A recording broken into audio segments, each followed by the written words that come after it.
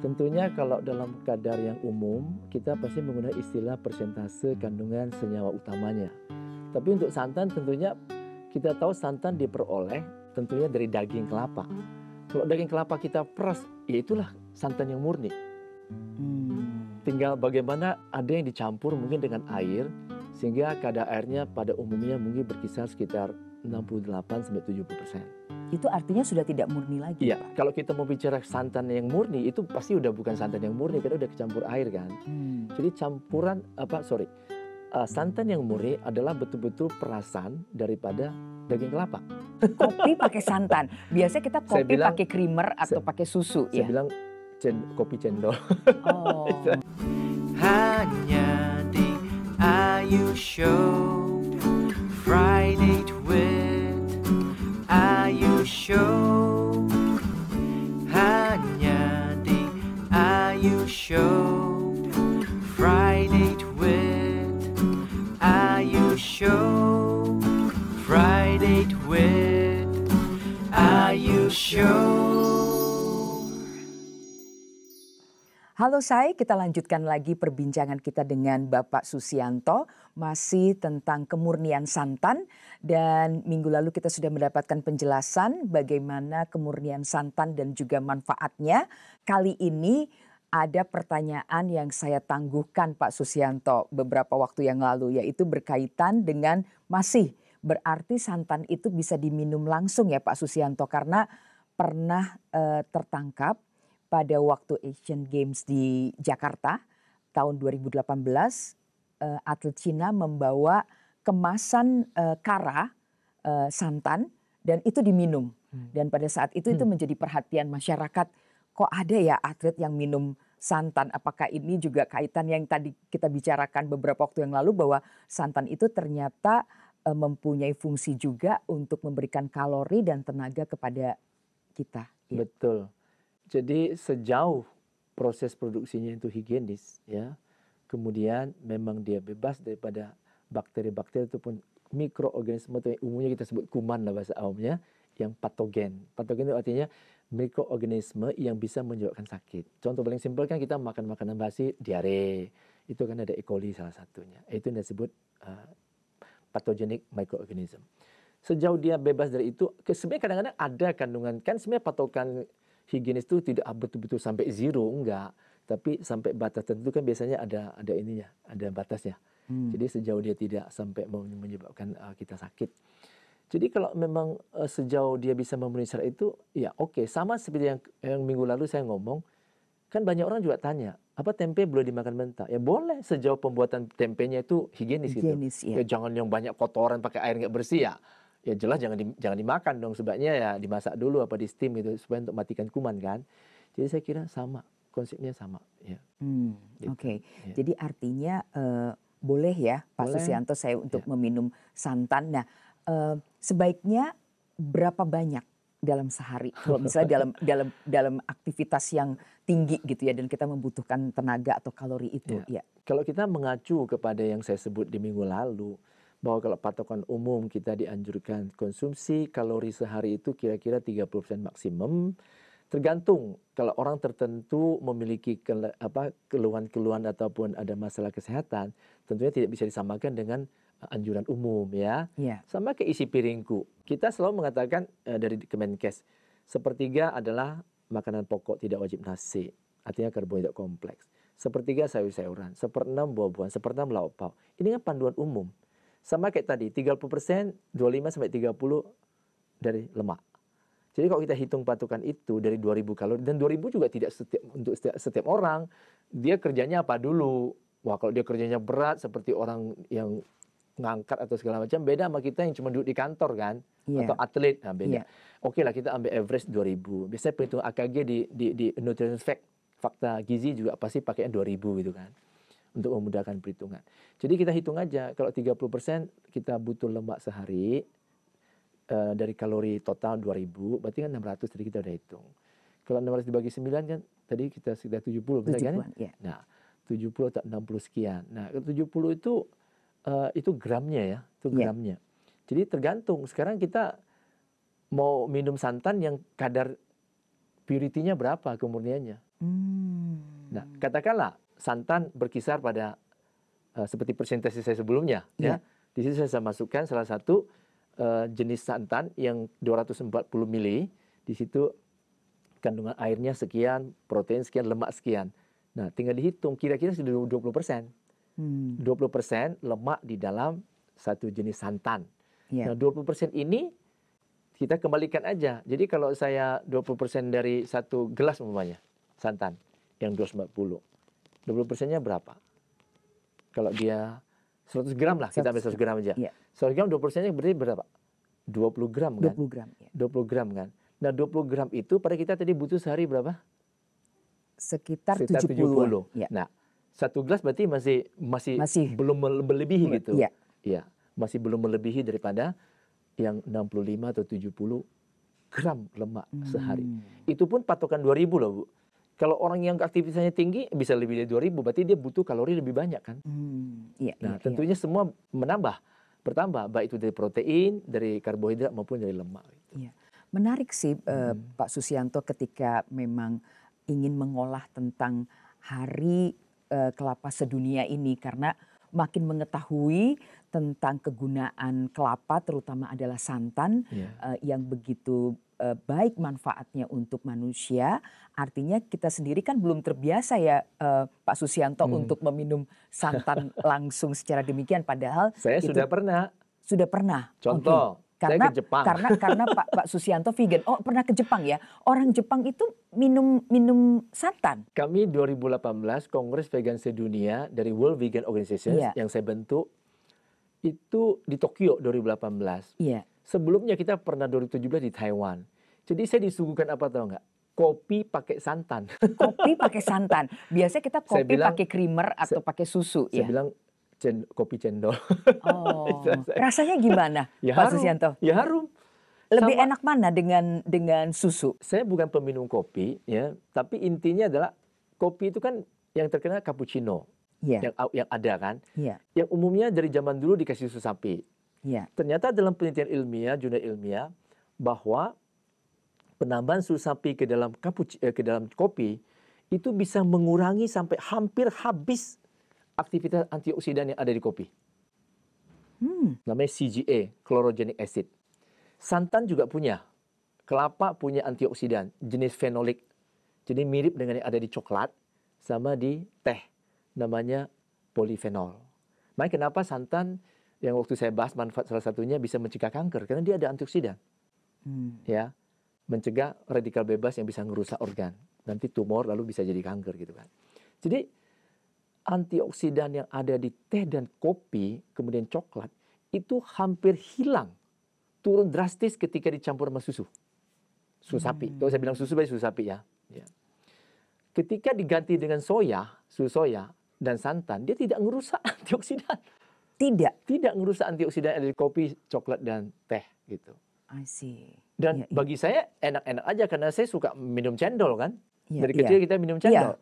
Cendol itu salah satu minuman favorit saya. Juga gula lebih sehat dari kelapa. Kemudian juga santannya dari kelapa. Dan harumnya itu loh. Nah, kalau kita minum kopi, ya sekarang dulu orang kan menggunakan susu sapi. Lalu ganti dengan namanya cappuccino soya. Susu sapi ganti soya. Sekarang banyak kan coffee shop sudah menyediakan itu. Nah, yang terakhir lebih keren lagi menggunakan santan dan minyak kelapa. Campuran kopi. Dan santan dan minyak kelapa. Ya, either salah satu. Kopi mau kasih santan atau kopi dengan minyak kelapa. Nah, itu harum. Saya minum loh waktu dikasih. Harum. Dan dalam penelitian di Jepang, ternyata memang itu bisa, bukan kopinya ya, tapi santannya. Dan ini santannya yang dilihat dan minyak kelapanya. Bisa memperbaiki Alzheimer. Kepikunan. Wah, ini penting sekali nih untuk pralansia dan lansia. Betul. Jadi salah satu penelitian kami di Gizi UI, yang waktu saya masih S2, kami ada 7 penelitian tesis tentang gizi vegan, gizi nabati. Saya tentang status gizi balita, saya membandingkan status gizi balita vegan dengan non-vegan. Obesitas lebih kecil prevalensinya pada anak-anak balita vegan daripada yang non-vegan. Teman saya, itu salah satu dosen gizi di Andalas ya, Padang. Topiknya tentang perbandingan prevalensi Alzheimer kepikunan. Itu Iya. salah satu penyakit demensia, Iya. penurunan daya ingat. Dia menemukan kelompok lansia yang konsumsi nabati vegan, bukan risiko loh, dia punya prevalensinya 15 kali lebih rendah menderita Alzheimer dibandingkan yang konsumsinya non-vegan, yang konsumsi ya hewan lah gitu. Jadi memang mereka cukup banyak konsumsi sayur-sayuran, buah-buahan, lalu produk-produk dari kelapa yang banyak antioksidan. Sehingga lebih kecil kemungkinan dia menderita Alzheimer. Nanti saya mau coba apa Susianto, Coba Bapak aja. minum kopi dengan menggunakan santan, Iya. baik itu kemasan ataupun Iya. santan yang Iya. memang diperas secara langsung. Silakan. Dua-duanya oke, asal higienisnya loh ya. Ya, Kita katakan santan fresh yang kita beli di pasar. Itu juga ada risiko nggak higienis kan? nah iya kan yang meres siapa? Bukan kita Mesinnya, sendiri. coba perhatikan, Mesinnya, bersih iya. nggak? Jangan-jangan nggak dicuci. Nanti timbul banyak kuman segala macam. Kan gampang rusak kan di kelapa itu. Kelapa Iya. ini sama kayak makanan-makanan yang tinggi lemak rasanya gampang rancid lah paling tidak akan mengalami kalau dia nggak dijaga dengan baik. Jadi memang di awal saya sudah katakan itu plus minus kan. Iya. Jangan mengatakan yang fresh itu pasti sehat. Tergantung prosesnya gimana. Yang ngerjanya pakai cara higienis apa enggak? Jangan-jangan tangannya bekas pegang apa gitu. Iya. Hah? Lalu mesinnya apakah sudah banyak kotoran? Dicuci nggak tiap hari? Banyak timbul kuman di situ. Ya. Iya, iya. Nah, air dipakai bersih nggak? Iya, Kalau kita betul. beli jadi. Jadi ini yang sebenarnya harus dijaga. Baik itu di segi tradisional, katakanlah di pasar tradisional, atau di skala produksi. Gitu loh. Satu lagi juga yang saya ingin tahu Pak Susianto, apabila santan itu dicampur dengan air kelapa, itu kira-kira komposisinya akan menambahkan hal yang lebih baik lagi kah? Air kelapa itu adalah elektrolit. Jadi di situ banyak sodium ya, natrium ya. Iya. Di situ juga banyak kalium ya. Kalium kelapa itu cukup tinggi loh. Seperti dalam pisang, dalam kiwi. Iya. Dan ini sangat baik untuk orang penderita hipertensi. Karena kalium itu atau potasium dalam bahasa Inggrisnya bisa turunkan tensi. Makanya kenapa dianjurkan di samping mengurangi produk hewani, juga mengurangi konsumsi garam. Karena garam isinya Na, sodium, natrium, NaCl kan, Iya. natrium klorida Iya. atau sodium chloride. Dan itu memang lawan dari kalium, natrium itu. Dia menaikkan tensi. Karena sifatnya higroskopis. Dia bisa mengikat air. Iya. Begitu dia banyak dalam darah, dia akan mengikat banyak air karena dia higroskopis. Lalu dia akan menaikkan volume darah, tensi naik. Gitu. Jadi itu masalahnya. Termasuk alkohol. Alkohol juga bisa menaikkan tensi darah. Makanya alkohol itu sangat bahaya. Iya, iya, Tidak ada istilah minum sedikit aman, minum banyak bahaya. Banyak Nggak ada jurnal istilah itu ya. dalam banyak jurnal ilmiah membuktikan there's no safe level of intaking alcohol. Tidak ada batas aman minum alkohol. Ya. Jadi ini yang kita perlu perhatikan. Biarpun sedikit ataupun banyak ya. Betul. Apalagi itu mengganggu ASI, mengganggu anak yang diberi ASI untuk susah menyerap gizi. Jadi banyak tradisi kita, terutama ibu melahirkan anak. 1 bulan pertama itu kan makan apa-apa dicampur alkohol tuh. Campur arak. Masak capcay pakai arak, masak kuah pakai. Saya bilang ganti aja jahe lebih bagus. Jahe lebih Iya, aman. iya. Iya. Nah, kalau kita menggunakan santan dalam masakan kita untuk menjaga kemurniannya, ada tipsnya nggak Pak Susianto? Iya, jadi kalau Misalnya kita buat kapan sendiri masukkannya? kan, Iya, buat betul. sendiri ya, kalau buat sendiri ya kelapa diparut, ya diperes gitu. Tapi kalau kita masak kan mungkin nggak mau terlalu kental ya silakan campur air, tapi itu udah nggak murni loh ya, Iya, kadarnya iya, udah menurun. Dengan pemanasan tungku api kompor itu apakah sebaiknya memang disarankan kan misalnya dimasukkan belakangan gitu, itu pengaruh nggak Itu tuh? sebenarnya praktek yang benar. Jadi mencampurkan santan itu memang sebaiknya di tahap terakhir. Jadi kenapa urutan cara masak itu paling bahaya itu bakar, barbecue. Barbecue itu banyak menghasilkan racun loh. Karsinogen, pencetus kanker. Bisa PAH, bisa HCA, heterosiklik amin, ya, bisa juga macam-macam. Benzopiren, kalau digoreng bisa metilkolantrin, itu semua adalah karsinogen sebetulnya. Ya. Nah, tapi kalau kita pada suhu yang rendah, contohnya bakar kan suhu tinggi, goreng juga suhu tinggi. Apalagi kalau di atas 180 derajat Celcius bisa berubah jadi senyawa lemak trans. Dan itu bisa meningkatkan juga kita punya kadar kolesterol jahat. Tapi yang namanya hewani nggak digoreng juga sudah mengandung kolesterol. Dan lemak jenuhnya yang saya bahas minggu lalu itu akan menaikkan LDL yang namanya asam stearat dan sejenisnya di atas. Iya. Ya punya long chain fatty acid lah ya. rantai panjang gitu. Iya. Kemudian setelah goreng apa? Tumis kan? Iya. Kenapa tumis lebih aman? Karena tidak suhu tinggi. Pasti kita campur air kan kalau tumis. Iya, betul, Nah, betul. kemudian rebus. Rebus, Nah, itu iya. pasti lebih aman ya. Iya. Kemudian ya apa tuh namanya? Steam. Steam, iya. Ya. Jadi saya kira Dikukus, itu. iya. Nah, contoh kasus kita bicara santan di sana. Kita minum cendol. Santannya kan suhu kamar kan? Iya, Betul ya? iya. Kecuali kita bikin gorengan gitu loh. Kita goreng, itu kalau suhunya terlalu tinggi mungkin masih ada kemungkinan jadi lemak trans. Tapi ingat, hewan-hewan ruminansia, mama biak tahu kan? Itu enggak usah diapa-apain, dia masih daging hidup aja itu udah mengandung lemak trans. Masih hidup aja Masih hidup mengandung dan lemak iya, trans. betul.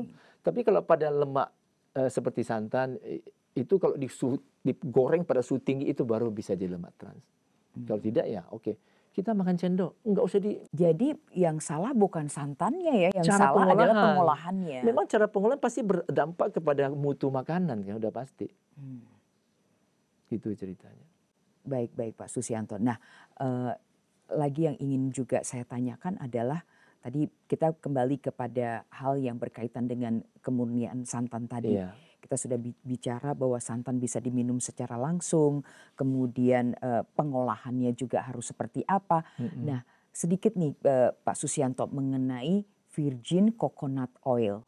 VCO. Ini kan juga produk dari kelapa. Kelapa. Nah, itu bagaimana dengan kegunaannya? Iya. Didampingi dengan santan istilahnya, VCO dan santan. Ya, sebetulnya kan sama aja. Cuman santan sendiri itu masih ada kandungan airnya. Kandungan airnya. Iya. Ya. Kalau udah jadi minyak, ya tentu minyak VCO itu artinya minyak, ini teori VCO yang benar loh ya. Iya, iya. Dalam proses pembuatannya tidak menggunakan heat and chemical. Jadi tidak dipanaskan. Makanya kenapa dia warnanya bisa jadi bening. Iya. Jernih Karena sekali. tidak Iya. dipanaskan. Kalau dipanaskan akan sedikit berubah menjadi yellowish kan. Iya. Sedikit kuning-kuningan kan. Jadi itu VCO yang benar tuh betul tuh bening. Bukan air putih. Kita ngomong air putih itu salah. Air putih itu kan warna putih bukan bening. Iya. Air putih. Ya. Santan tuh putih. Iya. Susu tuh putih ya. Mau susu almond, susu soya, susu sapi itu warnanya putih. Iya. Tapi kalau yang namanya bening itu ya harusnya bening. Air bening yang benar bukan air putih. Jadi sama. Ketika VCO yang benar itu memang bening, Bu. Dan kandungan lemaknya lebih tinggi daripada santan tuh pasti. Kayak tadi minggu lalu saya bilang, kita makan biji wijen sama kita makan minyak wijen yang kita pakai buat tumis. Betul. Kan beda kadar Iya, minyaknya. iya. Gitu loh. Jadi sebetulnya minyak VCO atau minyak goreng kelapa ya memang dari santan juga kan. Betul. Ya itu. Cuman santan sendiri masih mengandung air lebih banyak daripada minyak gitu. Minyak itu mungkin 90% ke atas itu adalah minyak gitu. Ya, bukan kandungan air gitu. Ya ada sedikit. Nah, sedikit saya mau ingatin, kalau saya bicara murni, santan murni, bukan berarti isinya 100% lemak, bukan loh ya, Bu. Walaupun daging kelapa langsung diperes, nggak usah campur apa-apa, dipres ya. Sekarang ada istilah cold press gitu ya. Iya. Itu tetap aja di dalamnya ada mengandung air karena kelapa sendiri udah ada mengandung airnya di dalam daging kelapanya. Cuman kalau air kelapa ya air semua kan. Iya. Dengan elektrolitnya ya, mineralnya, vitamin. Tetapi kalau di dalam dagingnya memang lebih banyak lemak tapi tetap ada air. Jadi walaupun itu murni, kita sebut definisi santan murni itu kita langsung dari daging kelapa kita peres, apakah kita parut dulu baru diperes atau langsung pakai mesin, silakan aja. Tapi itu bukan 100% lemak loh isinya loh ya. Bagaimana kalau dicampur dengan air lebih turun lagi gitu. Iya. Gitu. Oke. Nah, terakhir nih Pak Susianto. Jadi kita bisa simpulkan sekali lagi bahwa santan itu baik. Tergantung daripada pengolahannya dan sumber daripada kelapa itu sendiri. Betul. Nah, bagaimana kita menanamkan kepada masyarakat bahwa opini yang ada selama ini bahwa santan itu buruk, santan itu jelek, santan itu menakutkan, santan itu sama dengan kolesterol, itu boleh ada pesan yang ingin disampaikan oleh Pak Susianto, silakan. Selalu orang berbicara, kalau yang tadi santan monoklosur sudah pasti salah. Ya. Yang saya mau sampaikan adalah apapun makanan dikonsumsi sesuai dengan panduan gizi seimbang. Jadi orang mungkin pasti akan bilang, kalau makan banyak, ya siapa yang suruh makan banyak gitu loh. Apapun coba minum air putih banyak, masalah nggak? Iya, betul. Jadi semua pedoman gizi itu harus kembali ke gizi seimbang, balance diet. Ya. Gizi seimbang mengajarkan kita, tadi saya katakan, jumlah kalori kita sehari itu 30%-nya datang dari lemak. Kaitannya pasti ke konsumsi santan kan? Iya. Atau kelapa. 50% datang dari karbohidrat. Kemudian 20% dari protein. Kan banyak juga orang salah. Protein mesti makan banyak. Enggak, kita hanya butuh 20% juga total kalori. Ya. Kemudian apa lagi pesannya? Kalau saya sebagai seorang dewasa, rata-rata hanya butuh 0,8 gram protein. Dan itu juga ada dalam kelapa. Bukan cuma dari kacang-kacangan. Ya, atau biji-bijian. Iya. Jadi kacang-kacangan. Jadi baik itu nut atau beans. Jadi itu adalah 20%. Jadi kita nggak butuh banyak. Jadi jangan takut kurang protein. Kalau kita nggak mau makan. Kalau kita mau makan nggak mungkin sampai kurang deh. Apapun sumbernya. Mau dari nabati mau hewani. Dan bahkan nabati proteinnya lebih tinggi daripada hewani kok. Sampai contoh kedelai berapa? 34%. Daging 20% kok. Ikan 20%. Telur malah rendah, cuma 13%. Iya. Jadi ini mitos-mitos yang salah, bukan cuma soal santan. Banyak sekali mitos gizi yang salah. Gitu. Jadi saya boleh simpulkan, pertama kita klarifikasi santan sama dengan kolesterol itu salah. Iya. Santan mengandung kolesterol itu salah. Iya. Ya. Kemudian santan dikatakan tidak sehat. Tidak sehatnya apa yang dimaksud? Pasti dia bilang makan banyak kan? Iya. Nah, apapun makan banyak nggak sehat dong. Iya. Karena kita menurut penentuan dari segi kalorinya memenuhi gizi seimbang. Dari segi ininya juga isi piringku kita mulai dari 4 set 5 sempurna. Harus minum susu baru sempurna. Enggak ada istilah gitu sekarang. Iya, sekarang nggak boleh kita ajarkan saya dengar begitu, iya. kalau nggak minum susu nggak sempurna, nggak ada teori gitu. Itu dari tahun 55 sampai tahun 93. 93 diganti dengan piramida gizi seimbang. Nggak ada istilah harus minum susu baru gizi sempurna. Itu dari sampai tahun 2014. Iya. 2014 kan keluar namanya tumpeng gizi seimbang. Sudah nggak ada anjuran harus wajib makan protein hewani 2-4 porsi. Tapi 2-4 porsi protein, bukan 2-3 porsi. Bukan dari 2 porsi, hewani. Bukan 2 porsi hewani. Jadi 2 bisa porsi, dari hewani, bisa dari nabati. Bukan 2 porsi dari protein hewani, 2 porsi protein nabati. Enggak, tapi 2-4 porsi protein. Itu tumpeng gizi seimbang. Nah 2017, karena masyarakat awam tidak ngerti satu porsi itu berapa sih? Nggak usah pakai porsi sekarang ke Menkes. Tapi pakai bagian isi piring. Iya. Siapa orang ngerti dong, piringnya begini. Sepertiganya makanan pokok tidak wajib nasi. Cuma orang Indonesia kalau nggak makan nasi belum makan ya. Padahal tidak wajib ya. Iya. Boleh ganti jagung, ubi. Iya. Singkong mungkin Singkong. ya. Kita di Jawa manggilnya atau telo kentang. kan. Iya, telo. Iya. Saya lama juga di Jawa, Bu. Orang bilang telo tuh sama dengan bodoh kan. Orang bodoh dipanggil telo kan kita di Jawa. Iya. Saya bilang, saya ngomong, saya goblok bukan. Nggak tahu manfaatnya Telo singkong. itu antioksidannya luar biasa. Iya, Yang kuning iya. beta karoten, yang ungu antosianin itu makanan sehat anti kanker itu. Dan karbohidratnya bagus kan, itu kompleks karbohidrat. Iya, Bukan iya. simple sugar. Betul, bukan, betul. ya. Satu lagi juga orang sering bilang santan itu bikin gemuk. Iya kan? Tergantung Iya. berapa banyak Berapa lagi. banyak lagi. Jadi kembali lagi kepada keseimbangan Iya. tadi ya. Jadi Oke, itu intinya. iya, Sepertiga sayur-sayuran. Kita makan enggak sepertiga sayur-sayuran? Enggak. Gimana mau gizi seimbang, gimana mau sehat? 1/6 buah-buahan. Makan buah enggak? Enggak. 1/6 lagi lauk pauk. Kita makan cuma apa? 1 piring nasi, pakai gunung lagi. Ayo. Iya. Lalu lauk pauknya banyak. Sayurnya 2 helai hanya untuk hiasan. Iya. Gimana mau gizi seimbang? Iya. Ini kendala kita, Bu. Betul. Jadi saya sebagai orang public health, saya punya kewajiban menyampaikan ini. Iya. Jadi saya suka sekali makan urap dan urap Iya. itu juga memakai bagian Bisa. daripada kelapa. Jadi santannya diambil, Iya. ampasnya bisa jadi urap. Iya. Ya, gitu. Ampasnya jadi urap. Baik, Betul. terima kasih Pak Susianto. Ini Sama-sama, udah Bu Ayu. merubah juga paradigma yang ada di dalam pemikiran saya dan Ya. mudah-mudahan juga untuk saya, sahabat Ayu yang mendengarkan sekarang mengerti apa artinya santan, bahwa santan itu baik tergantung dari mana sumber kelapanya dan juga pengolahannya Cara higienis pengolahannya, ya. atau tidak. Itu menjadi penting, bahwa santan itu bisa diberikan atau diminum secara langsung juga tadi sudah disampaikan, dan kita juga bisa menggunakan santan kemasan. Dan belum dijelaskan pentingnya kemasan ini, Pak Susianto? Kayaknya sudah kita bahas deh sebelumnya. Iya. Bahwa bahannya itu mesti yang inert. Inert dalam istilah kimia itu tidak gampang bereaksi dengan apa yang diisi ke dalam. Biasanya inert itu secara kimia itu adalah gelas atau kaca.